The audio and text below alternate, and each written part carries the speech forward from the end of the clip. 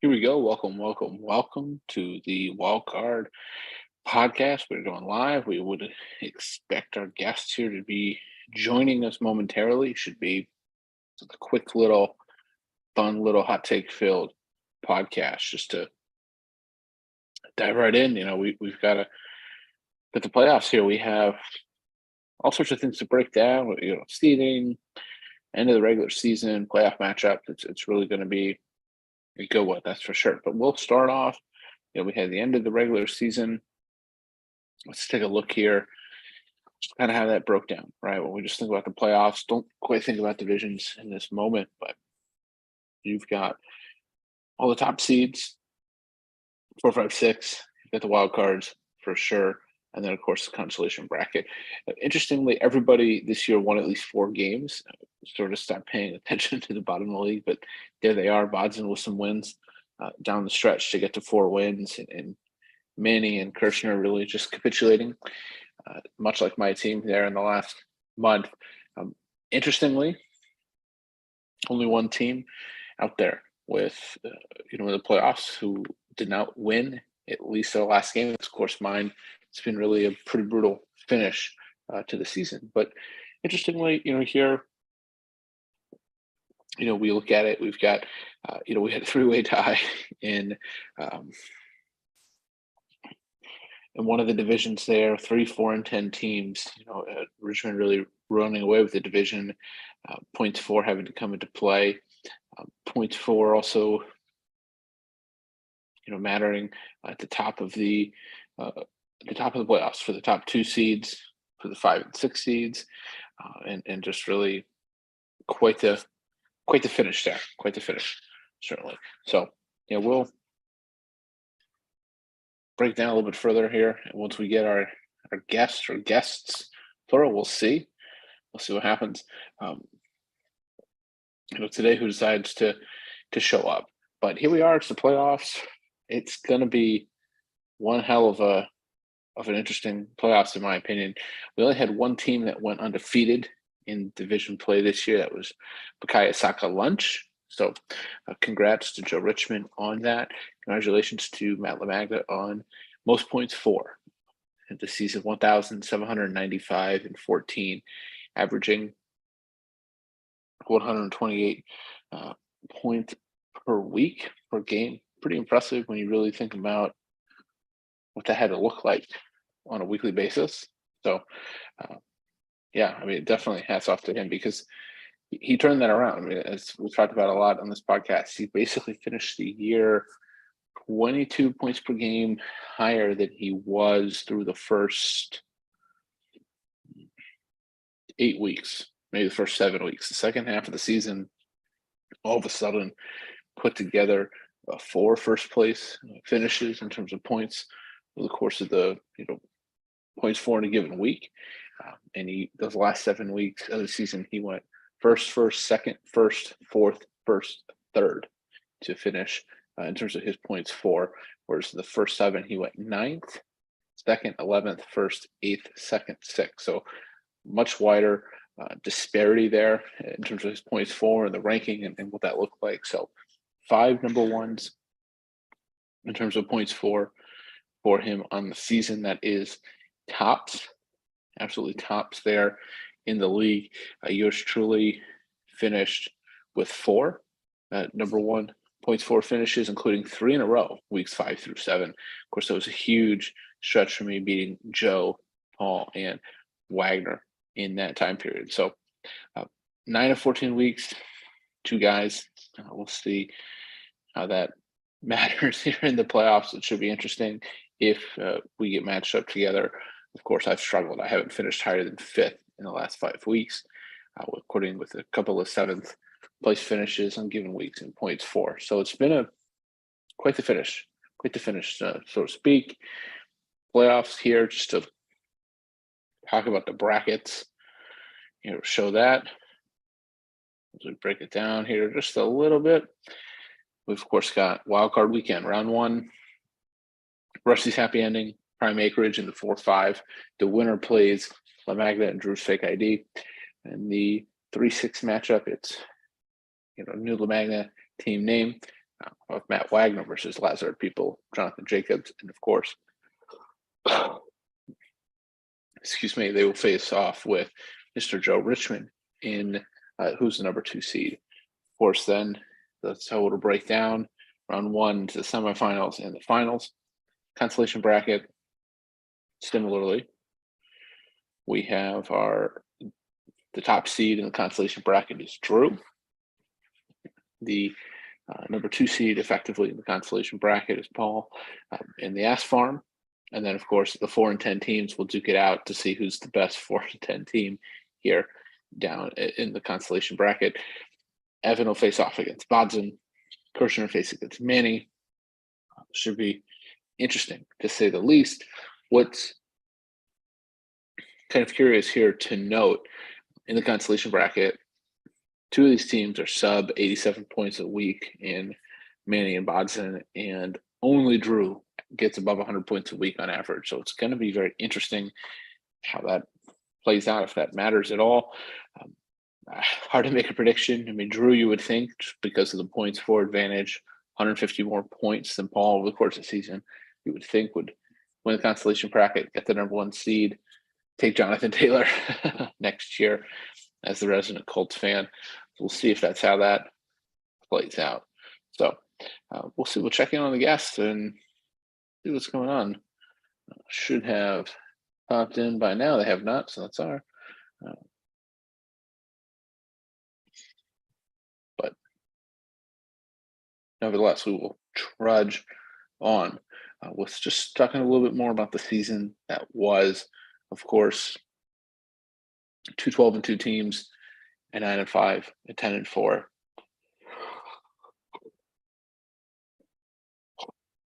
Two 7-7 teams. Sorry about that. Just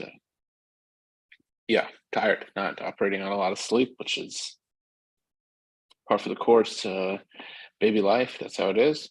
But that's all right. We'll continue to push forward here. We'll make it work. We'll figure it out. So just looking back and thinking about how the season that went, we obviously had a lot of big trades that certainly played huge roles. I could break all those down, but we've done a lot of that so far already this season here on the podcast. And I think what's most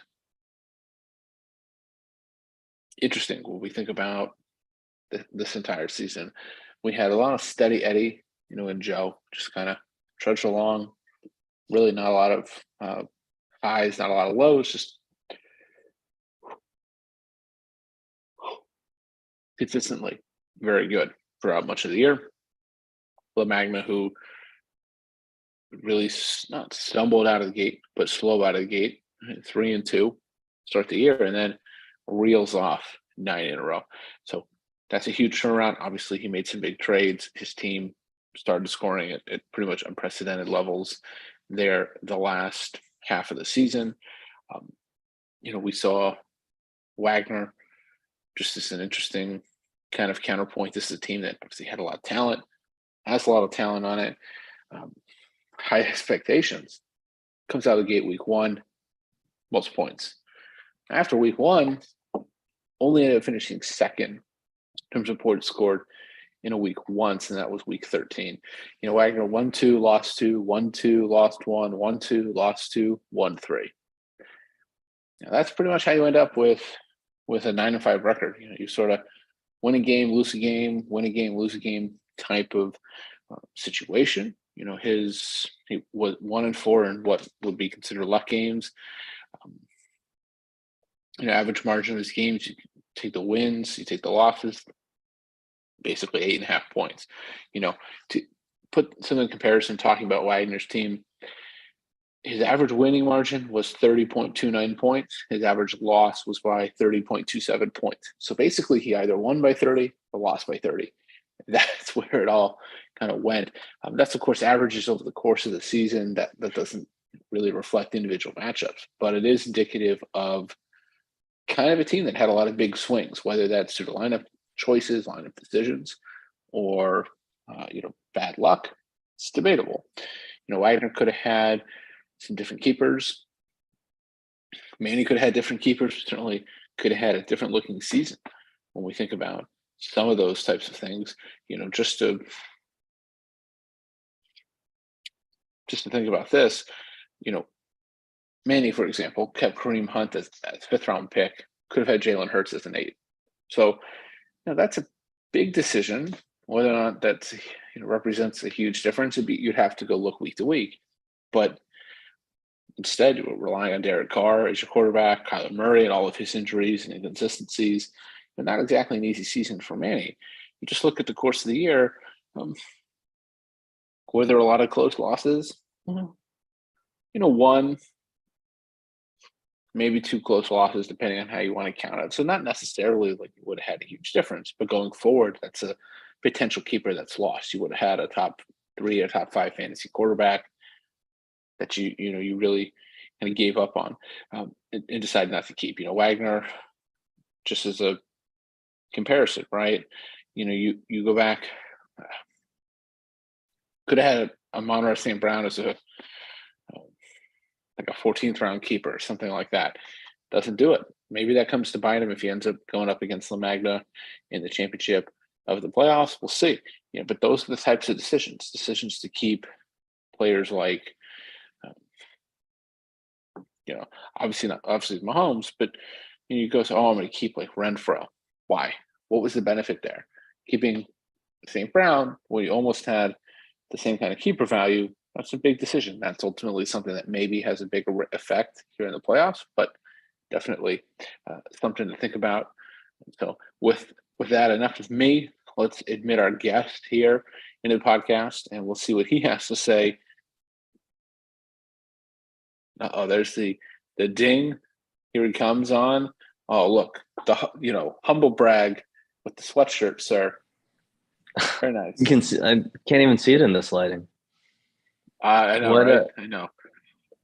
What am I walking into here? Is it just the two of us, or we got others on the podcast? It's just the two of us. Yeah, it's just us.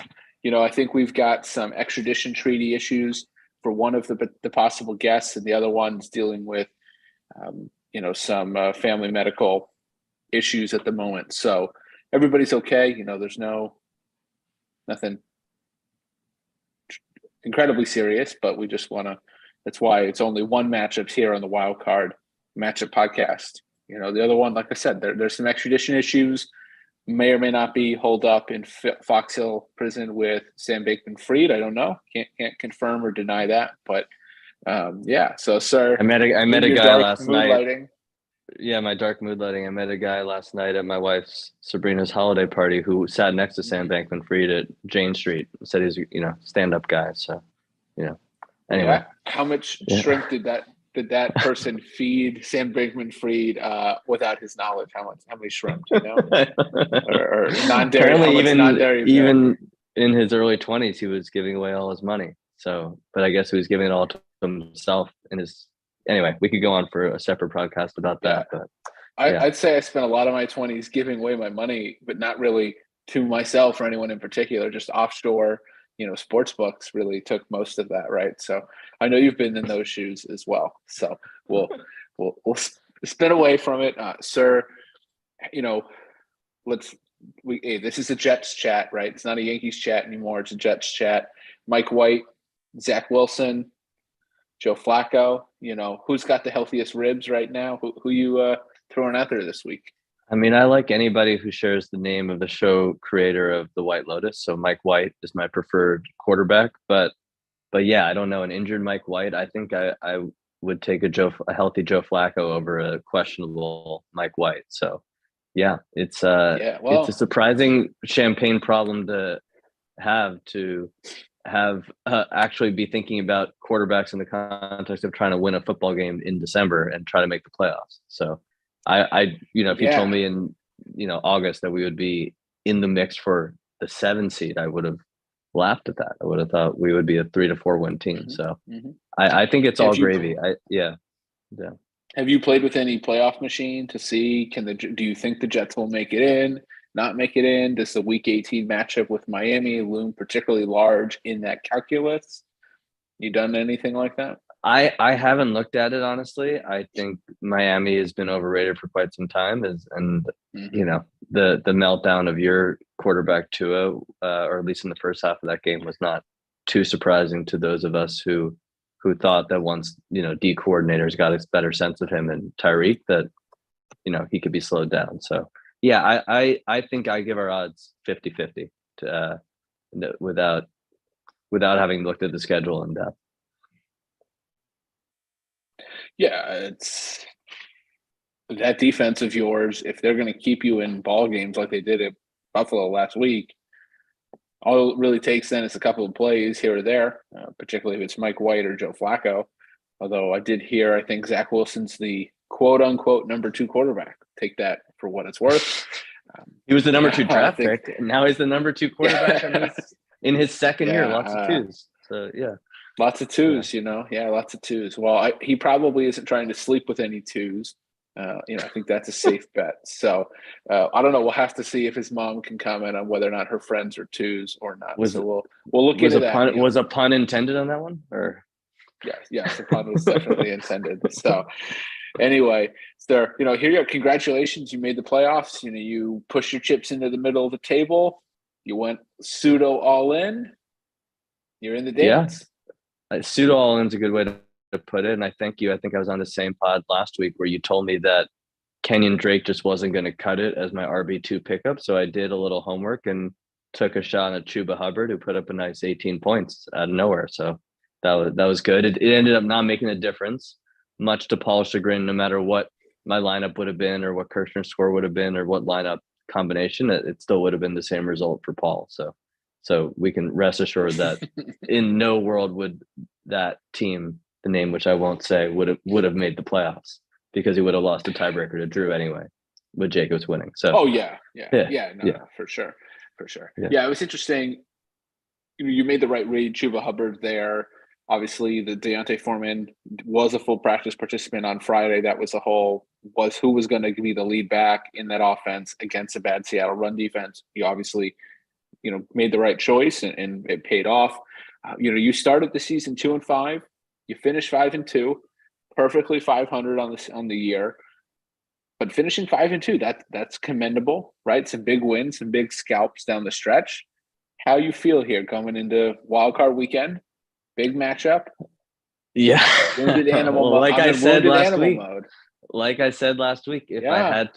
I was going to get in, I preferred to play you over Wagner. That's still true. I still don't think I'm going to win, but I think my odds are better than the 26% chance I think Flea Flicker gives me. I don't know if you or other league members have noticed. It seems like Thursday, right before the games start, they do a bunch of adjustments to the projections. I feel like my projections Yes. are going to get a nice boost tomorrow. That Trevor Lawrence 14-point projection coming off a 33-point game feels a little light. So yeah, we'll see where the projections shake out. But I give you, probably, 60 to 65% chance to win versus 75 that they're giving you. And you've got a lot of guys who on paper the first half of the season were putting up huge stats. But if you look at your past, 5 weeks, I don't know, I don't have it in front of me, but I imagine your points per game are nowhere near the 120 mark. They're probably closer to 100, 105. So, Yeah, it's probably right around 100 or so the last 5 weeks where I'm 1-4. It's been a real wheels have fallen off. I don't get it. There were some injuries, some bye weeks, but overall, not much really changed other than Mike Evans stopped getting in the end zone. Keenan Allen took forever to come back from injury. Jamar Chase decided to sit out for a month because he didn't want to play on his hip. I don't know really what to make of that. So that was frustrating. Had a lot of injuries. And then running back, which has become very hit or miss with not a lot of luck. So yeah, I don't know what to make of it all. It's been a weird finish to the season for me, just kind of slowly underperforming more and more each week. I like my matchups. I'll be honest. I agree with you. I should be the favorite here. I don't know though. You might want to play Wagner because everyone's expecting McCaffrey to have some monster game tomorrow night. There's no guarantee Brock Purdy plays.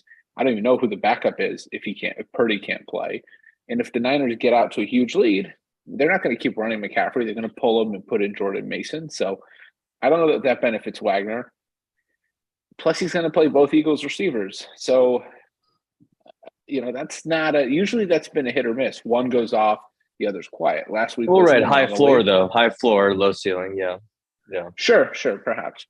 I mean, yeah, I agree with you. Flea Flicker does generally have some adjustments throughout the week, particularly as the Thursday night game approaches. Um, but yeah, I mean, I don't know. I think giving yourself, a 1/3 chance is probably a little generous because Oh, okay. you're going to need you. I don't know. I mean, James Conner's your big savior. I don't know that I see it.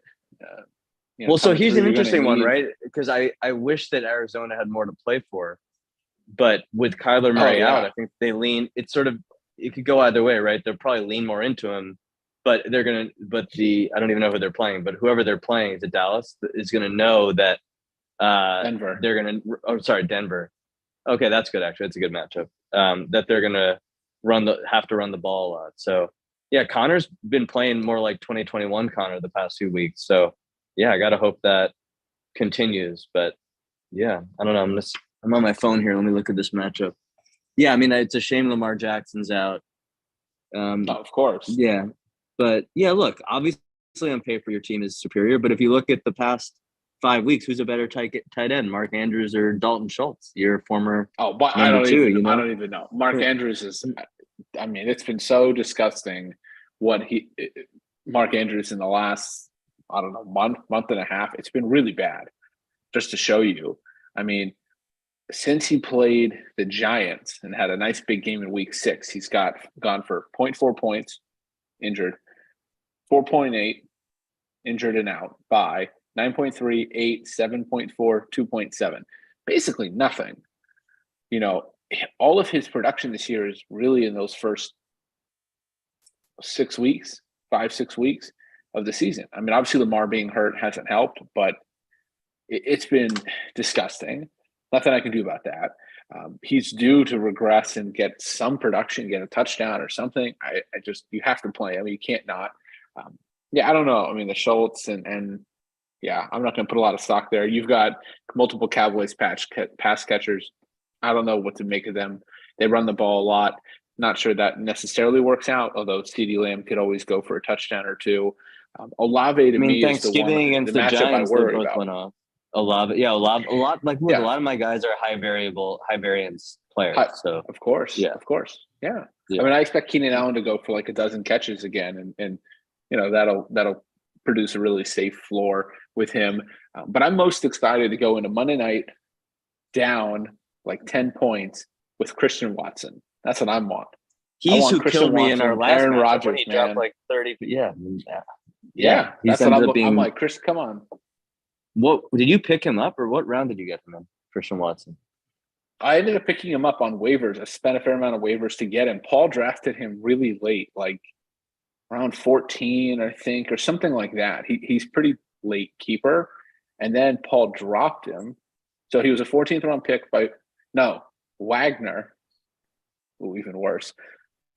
Then Paul traded for him. 3 weeks later, cut him. And then a month ago, I picked him up for $59. And he's Wow. been So that Paul could that have had him as a coincided. 14th round keeper. Yeah. Yeah, and I picked him up, and Or then in Wagner. that time that Yeah. I picked him up, he's gone for something like 96 points in those 4 games or something absurd, right? He's got 7 touchdowns and 300 yards and on like 15 catches. I mean, it's absolutely ridiculous, bonkers numbers. But hey, you got to see where the opportunity is. You got to pounce on someone else's mistake. I'm good with it. That's how it Yeah. goes, right? It's fantasy football. No. So Well done. Well done. Yeah. Yeah. So what should we talk about the other? Well, so the final verdict. Yeah. Look, I think you're gonna win. I will say this: if I win, I would view it as a successful season, given the way our league. Yes, I put some of my proverbial chips in the middle, but I didn't give up any first or second rounders. I still have most of my picks for next year. A couple of decent keepers, including Chris Olave, who I traded for from Paul. mm-hmm. So I feel I'm not going to be any kind of favorite going into next year, but I'll have a chance and then can play accordingly. So I feel like if I make the semis this year, that's a respectable showing. it's not. If I hadn't made the playoffs and had made those moves, that would be a big disappointment. But to your point, went 5-2 the back half in the playoffs. Anything can happen. 3 weeks, have a shot. So feel pretty good about it. But yeah, this very well could be the end of the road for prime acreage 2022 this weekend. So yeah, so your prediction, you handicapped yourself, what, 70-30, 80-20 in this matchup? You feel good? Oh, not 80-20, 80-20. This isn't like some prime, ground beef to make a hamburger with. You know, I I don't think it's an 80-20. I mean, giving you a one-third chance, it's hard because I'd say it's closer to like 70-30, 75-25. I know Fantasy Pros looks at my current lineup and gives me, a 63.5% chance to win.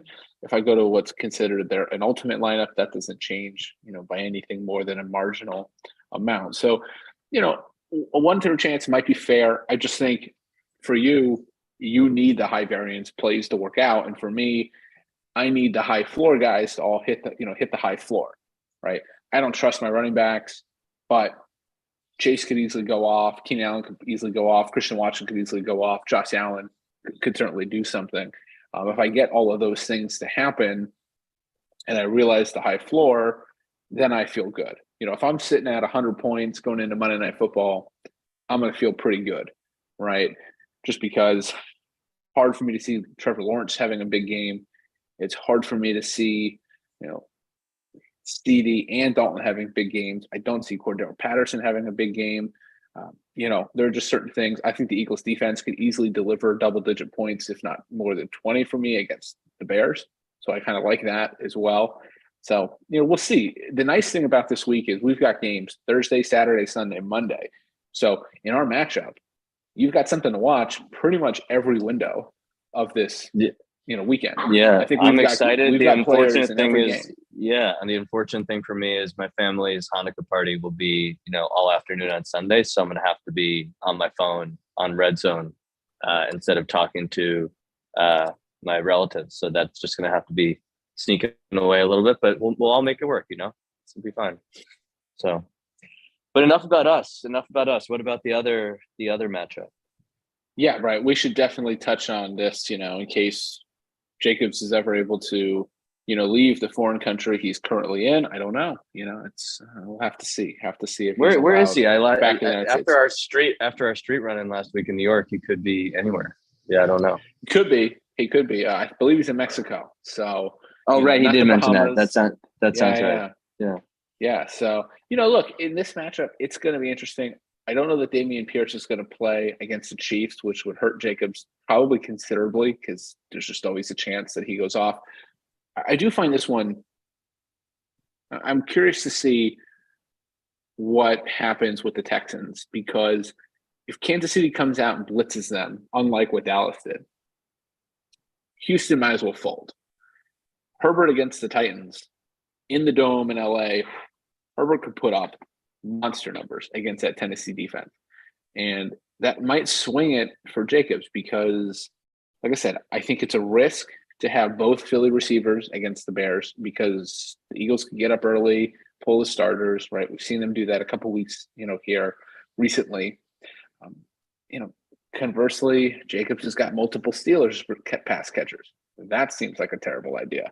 So, I don't know. Wagner's definitely the favorite, should be the favorite, probably like an 80-20 or even 85-15 type split, just because Mahomes, McCaffrey, Devontae Adams, AJ Brown, and Njoku even, that really is pretty strong.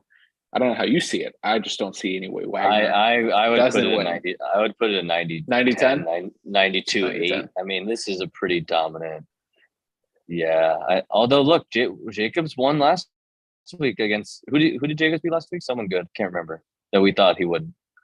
That's how he got in the first place. But well, I wouldn't call my team something good at this point in the season, right? I mean, I wasn't even throwing shade. I knew. I continue. That was a great way to throw shade. A great way to throw shade. Yeah. No, I just don't see this one, unfortunately, for Mr. Jacobs. I think his team can send a bon voyage press release after this, talking about the moral victories of reaching the playoffs and that that great experience. But yeah, I don't see it. Yeah, I mean, look, it doesn't look like Damian Harris is going to play. Maybe you do something crazy. You play like a Jahan Dotson or Michael Gallup and hope that they end up with a touchdown. I could see that. I would play the Jets at home again instead of the Seahawks because there's a good chance the Niners just dominate Seattle, particularly running the ball. I might do that. I might, so there's some things I think Jacobs could do to sort of play for the home run here, kind of go and maybe you get lucky, right? It's kind of to the fantasy owners who played Jamison Williams last week, including myself in one league, you got a touchdown early in that game. Maybe you get lucky, you get a deep shot to Gallup or a Dotson, that pays off. That's an option. On the other side, Wagner, I mean, he just got a lot of options. It's a solid team for sure. Look, it's carrying 3 tight ends, so it's not perfect, but Wagner should win this matchup. I don't think it'll be particularly close. But that's how it is. That's how it'll go. I mean, look at that. I mean, again, the projections might change tomorrow, but yeah. I guess okay. Jacobs still has Pierce in there. They're not giving any points, but that's even if you give him 10, 15, talking about 30, 40 point spread there. That's tough. Oh, for sure. For sure. I mean, look, I think Pickens should probably be a double-digit projection. Other than that, though, you really can't fault this one, right? Like I said, I think it's kind of like a 15%, 10% type situation. Jacobs could win, sure, but really Wagner, he's got to get the win here. He's got to then continue on. Next week, he'll get Joe, right? Between you and I, you're going to back yourself, I would imagine, in this matchup between us, if we're going to talk predictions. Look, I mean, if I said the odds, that's the brain speaking, and then the heart is. Look, I think my team's been through a lot of adversity. We just put up our best week of the season, 140 points last week, took that nice weekly payout, which I know they don't continue in the playoffs, so it's good to get them while they're hot. And exactly. If we could put up another 140, stranger things have happened. I put up 140 last week with Jonathan Taylor, Chris Olave, and Cordell Patterson on buys. So, we'll see. But yeah, I'm going to just stick with my head and say it's been a good run, made the playoffs, have some assets for next year, and I think you're going to win this one. But yeah, I'll be rooting with my every bone of my body for that not to happen, along with Jacobs, my comrade as an underdog, and see if we can wreak some havoc and spoil what has been a dominant top 4 for the vast majority of this season. Yeah, I think you're just doing some reverse psychology to butter me up, so I forget to reconfigure my lineup and I lose. I don't know. I like to think I'd win. I would have thought that I would have done a lot better than 1-4 the last 5 weeks, but I mean, obviously on paper there's talent. I think you've got the ability to put up a 140, and I've got the ability to, unfortunately, find myself in the 90 to 110 range, and. I would like to say that I have a higher ceiling than that, but I don't really see it. I've just been kind of ping-ponging back and forth between about 95 and 115 points for a month. That's not good enough. It's okay, but it's not great. Look, I got to think I'm going to win, but I would not be shocked to lose. It's not a matchup I'd put any money on. I just can't have any confidence, Josh Allen might be running around in 6 feet of snow. Like I can't back that horse. So, like I said, I just hope I go into Monday Night Football, Christian Watson, and just wait for it. Let him torch Jalen Ramsey once or twice and pull it off. That's what I'm hoping for. Do you think? So I'll ask you this. So we made our predictions. We both think you're going to win. Whether mine reverse psychology or not, we can put aside. Do you think going into Monday night? Do you think the Christian Watson points will make the difference in our matchup? Oh, do I? I mean, so basically, what I'm saying is, forget whatever the final score is. If you subtract Christian Watson, because this is sort of the question: will Monday night impact it, which could make it exciting? Will that change the final outcome? I guess what I'm asking is, right? Will Christian Watson bring you over the hump, or will you not need him? I think I'm going to need something from Christian Watson. Okay. I think So I'm you're going to saying need something. there's a chance. Oh, I'm saying there's Right. a chance. I'm not saying I'm I, going I to need I a would lot, feel right? good if you need 15 from him. I'm feeling pretty good. If you need Oh, yeah. if you need 8 from him, I'm getting pretty nervous. Yeah. Yeah. I mean, look, I'll give you my full take, right? I think just looking at projections, I think Lawrence is probably going to roughly hit his projection, maybe slightly higher, but I would say stays under probably about 18 points against the Cowboys. Josh Allen, he's not going to score 23 in what is likely to be really nasty weather at home against Miami. Allen's probably around 20. So, it's pretty close. I do think Kamara has a bounce back post bye big game against the Falcons. But I conversely think James Conner's good for 1 touchdown, maybe 2. So Conner's probably looking at somewhere around 20 points, maybe more, just because they don't really have anybody else to feed it to. I don't know that I trust Jonathan Taylor. I think Minnesota is going to try to throw all over Indianapolis, kind of take Jonathan Taylor out of that game. Conversely, I don't expect ETN to do anything. I think he's kind of hit the proverbial rookie wall, and they've stopped really using him. I don't get it, but that's the way it is. I think Patterson struggles. 10 points seems fair, maybe even less than that. I think Lamb is good for probably 70 yards and a touchdown, so he'll finish around 15 points. I think Keenan Allen's probably good for 10 catches, 80 yards, maybe a touchdown, so pretty much on par with his projections. I do think Chase is going to have a big game because Burrow is just chucking it up to him. Last week was pretty special. I would expect Chase to be in the end zone, break 20. Olave, I don't know. I think a lot depends on how that game is early. Desmond Ritter's first start. There's a lot of potential for Atlanta to be very bad. New Orleans is coming off a bye. I'd say Olave, unless he gets in the end zone, I don't think he breaks 10 points. Dalton Schultz, I don't see it unless he's in the end zone. I think that's pretty fair. Mark Andrews is not going to break double digits. It's been so bad. So, yeah, I think it's going to be pretty tight when you go down the list. Again, I think the Eagles could have a big number against the Bears, but at the same time, Fields could easily run for 80 yards and a touchdown, and that could blow that up for me. So, yeah, I think Watson's going to have to do something come Monday night. I don't know that he'll have to do a lot, but that's a rookie against the Rams. There's a chance Christian Watson goes out there and puts up a dud. So, yeah, I think I'm going to need 5 to 8 points from Christian Watson going into Monday Night Football. I hope not, but that's how I see it, just looking at matchups, thinking about game script for each of these players. So, that's my full take if you want the full breakdown. I appreciate the full take. My last topic I wanted to cover would welcome any other closing thoughts you have. I just wanted to pour one out for Drew. I mean, Drew, it's a bummer. Like I look at the league. To me, there's clearly 4 top teams. Yes, your team is sort of faded a little bit, but on prestige and paper, I still think you're in that pedigree. Then Drew is sort of on a tier by himself for most of the season. I would say my team the past 5-6 weeks is elevated because of the moves I made. So I would view Drew and myself as that next mini tier, but just sometimes how the cards are dealt and the matchups and the points against and the scheduling.